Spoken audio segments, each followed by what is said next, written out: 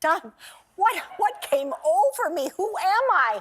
It was wonderful. I loved every minute of it. Sally Field isn't just an actress, she's a one-woman time capsule. From the sun-bleached innocence of Gidget to the gravity-defying Flying Nun, she owned the 60s with pure charm, then shattered that bubble. Field clawed her way into heavyweight roles, a jaw-dropping turn in Norma Rae, the aching resolve of Mary Todd Lincoln, and a career stuffed with characters that make us feel everything. Remember that Oscar moment everyone misquotes, the "you like me" speech? Strip away the memes and you'll find a woman raw, vulnerable, and flat-out unstoppable. This isn't some Hollywood enemies list. It's the playbook of a survivor who refused to stay in any box we built for her. And that's exactly why we still can't look away. The heartbreak, Bert Reynolds. The most famous, most passionate, and by far the most painful relationship Sally Field ever wrote about was with Bert Reynolds. To the world in the late 1970s, they were the absolute pinnacle of Hollywood glamour.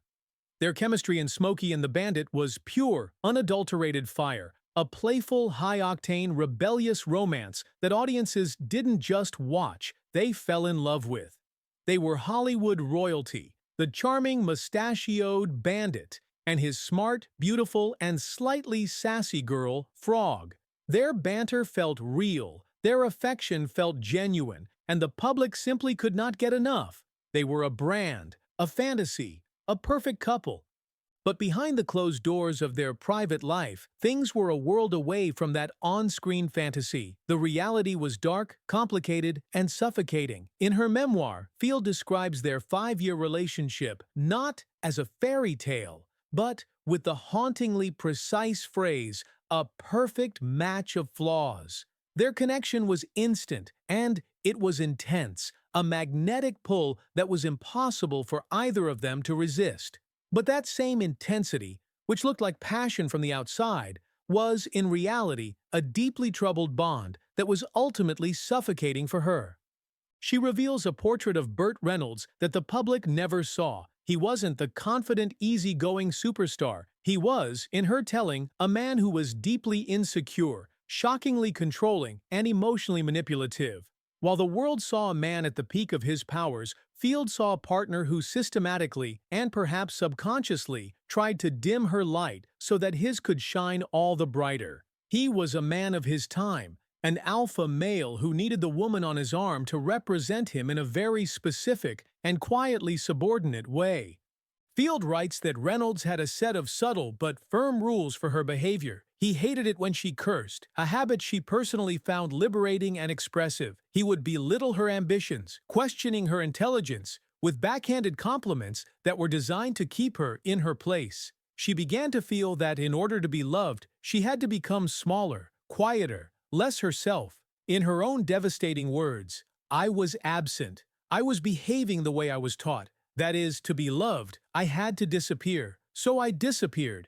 This toxic dynamic came to a dramatic and painful head during what should have been her greatest professional triumph. When Field was nominated for an Academy Award for her powerhouse performance in Norma Rae, a gritty, transformative role that would redefine her career and prove her dramatic abilities to the world, Reynolds was anything but supportive. He refused to accompany her to the prestigious Cannes Film Festival, where the film was being celebrated. He even questioned if she really thought she had a chance of winning the Oscar, a dismissive comment that cut her to the core. Then came the biggest night of her professional life, the Academy Awards ceremony. Her boyfriend, the man who supposedly loved her, was not by her side. He simply refused to go. The excuse was flimsy, but the message was clear. Her success was a threat. Instead, her friend, the comedian David Steinberg, and his wife graciously escorted her. They saved a night that could have been marked by profound loneliness and humiliation. She won, of course. Her talent was undeniable, but as she stood on that stage, giving that iconic speech, the man who claimed to love her wasn't there to see it. That very public absence was a perfect, heartbreaking reflection of their private reality. Field later described the relationship as confusing and complicated, and not without loving and caring, but really complicated and hurtful to me. But heartbreak doesn't always thunder. Sometimes it freezes. Sally thought she'd weathered the hottest fire Hollywood could dish out until she stepped onto a set where warmth itself went missing. The Ice Wall, Tommy Lee Jones. Not all of Sally Field's difficult on-set experiences were fiery and dramatic, like her relationship with Bert Reynolds. Some were just cold, incredibly, isolatingly cold. That was precisely the case on the set of the 1981 film Back Roads, where she starred opposite the notoriously intense actor Tommy Lee Jones. On paper, it was a gritty, promising movie about two broken people finding a connection against all odds. But from the very first day of shooting, Field knew something was profoundly wrong. There were no shouting matches, no dramatic clashes, no headline-worthy feuds. There was just nothing, an absolute void. Sally Field, an actress who thrives on connection, who builds her performances on the invisible energy that flows between performers, found herself acting opposite an impenetrable wall of stone. She described the experience of working with Jones as trying to perform next to a statue. Any attempt she made to build even a basic professional rapport was met with a cold, blank stare, a bit of small talk to ease the tension, a question about their character's motivations, a simple joke to lighten the mood. All of it just vanished into the silent air between them. In rehearsals, he was utterly silent. On set, he would show up, deliver his lines with technical perfection, and then immediately disappear back into his own world. There was no collaboration, no partnership, no sense that they were in it together. For an actress like Field, this wasn't just awkward or unpleasant, it was creatively crippling. Acting, at its best, is a dance. It is a give and take, a response to what your partner is offering you in the moment. But in every single scene with Tommy Lee Jones, she felt like she was dancing completely alone. She was giving everything she had, projecting emotion and energy into a vacuum, and getting absolutely nothing back. This emotional void didn't just affect her, you could practically feel it radiating off the screen. When Backroads was finally released, critics widely panned the film, and many of them pointed to the exact same issue: a bizarre, inexplicable lack of chemistry between the two leads. They could sense the chill, the distance, the disconnect. They had no idea that what they were seeing wasn't a failure of acting, but a reflection of the genuine frosty reality of the film set. A void of emotion is brutal, but at least it's predictable. Next, Sally was hurled into a human tornado where every day spun between silence and rage, and survival meant guessing the weather by the minute. The Chaos Creator, Robert Blake. If working with Tommy Lee Jones was like facing a wall of ice, then her experience with Robert Blake was like being trapped in an unpredictable and violent storm. During the filming of a TV movie titled Say Goodbye, Maggie Cole, Field came face-to-face with one of the most volatile and erratic personalities of her entire career. Robert Blake, an actor known for his intense, all-consuming method acting and his notoriously difficult moods, brought a level of pure chaos not just to his performance, but to the entire production. From the very beginning of the shoot, Field struggled to find any kind of professional rhythm. The basic rules of filmmaking seemed not to apply to Blake. He would allegedly change his lines without any warning, completely derailing the flow of a scene. He would go wildly off script in the middle of a take, forcing his co-stars to react to behavior that made no sense for the story. He would sabotage carefully planned shots with unscripted actions that threw the entire crew into disarray. What he may have seen as some kind of creative spontaneity or artistic integrity, Sally Field and many others on set reportedly saw as a deliberate and destructive attempt to undermine his co-stars and the crew.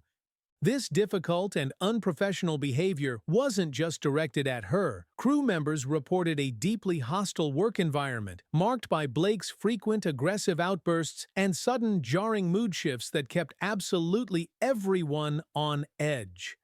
One moment he would be intensely focused, a dedicated artist at work. The next he would be screaming at a technician over a perceived slight or storming off the set entirely, shutting down production for hours. Field, ever the professional, found herself trying to play the role of peacemaker, attempting to smooth things over and de-escalate the tension just to keep the production from completely collapsing. The situation became so dysfunctional, so utterly toxic, that the movie was ultimately shelved by the network. It was never aired. All of that work, all of that effort from the cast and crew was for nothing. For Field, the experience was profoundly traumatic. It was a lesson in how a single individual's ego and instability could poison an entire creative endeavor. She later reflected on the experience, drawing a sharp distinction between different kinds of actors. "There are actors who act," she said, "and there are actors who try to make everyone else small so they feel big. Blake was the second kind."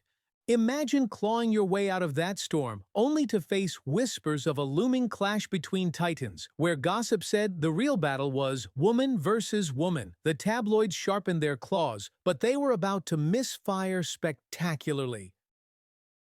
The competitive diva, the truth about Shirley Mlan.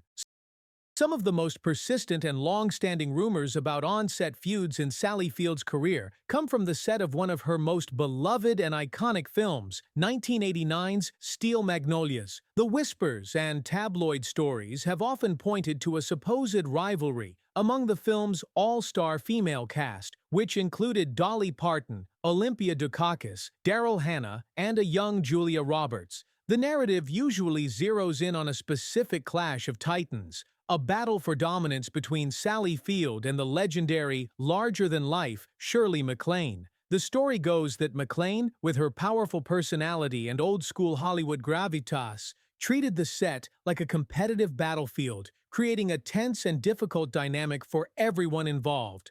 However, the truth of what happened on that set is far more complex and ultimately far more inspiring. In reality, the primary source of conflict on the Steel Magnolias set didn't come from the actresses at all.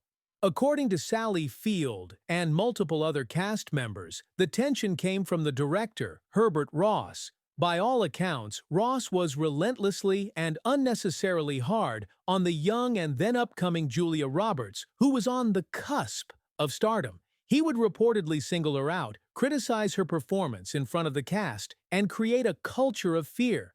But instead of this behavior creating division among the women, it did the exact opposite. It bonded them. Sally Field, Shirley Mlan, and Dolly Parton immediately recognized what was happening and rallied around Roberts, forming a protective, matriarchal circle. They would comfort her, defend her, and use their collective power and experience to shield her from the director's harshness. In a 2019 interview, Shirley Mlan confirmed this bond, stating plainly that the cast are all still friends.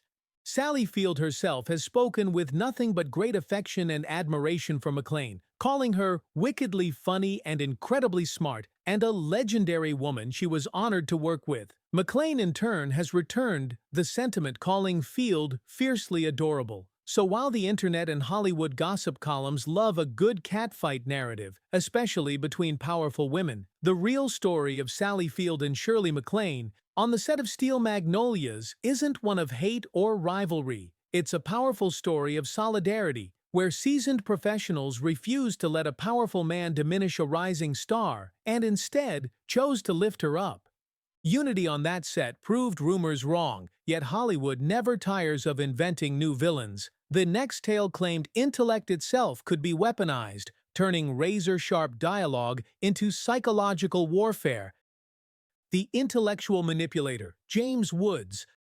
The internet is filled with sensational stories about Sally Field's supposed feuds, and the one concerning the actor James Woods is a prime example of how a narrative can take on a life of its own. The story claims that during the filming of the 1982 romantic comedy Kiss Me Goodbye, Woods created what has been described as a psychologically toxic environment for Field. The legend goes that Woods, who is known for his high intelligence, used his intellect as a weapon on set. He would constantly question the script, challenge the director, Robert Mulligan, and condescendingly pick apart Sally Field's acting choices in a way that felt belittling and dismissive.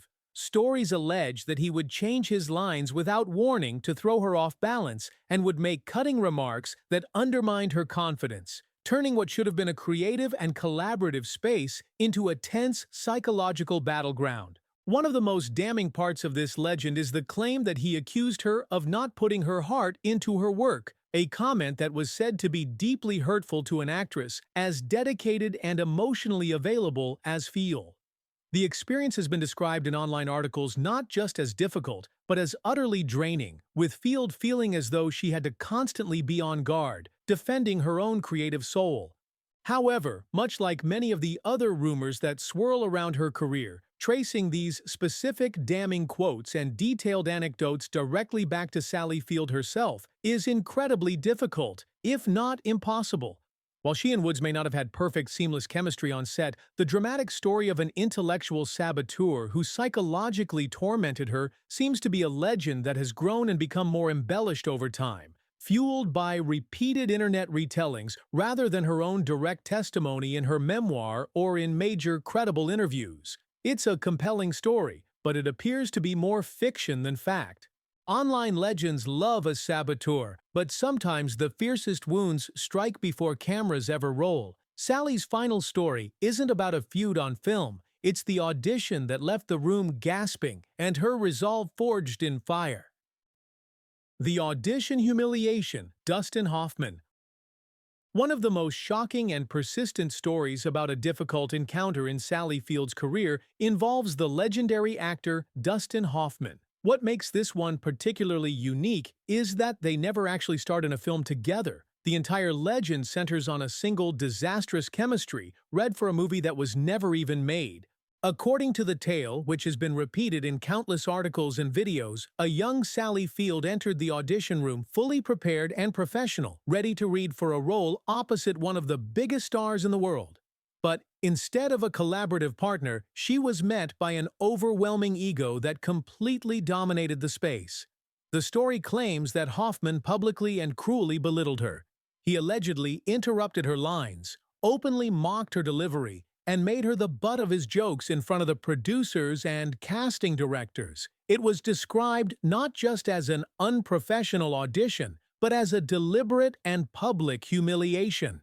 The most stunning and damaging part of the legend is the claim that Hoffman later bragged about intentionally sabotaging the audition. He reportedly said that there was no chemistry between them because, as he allegedly put it, he made sure of it.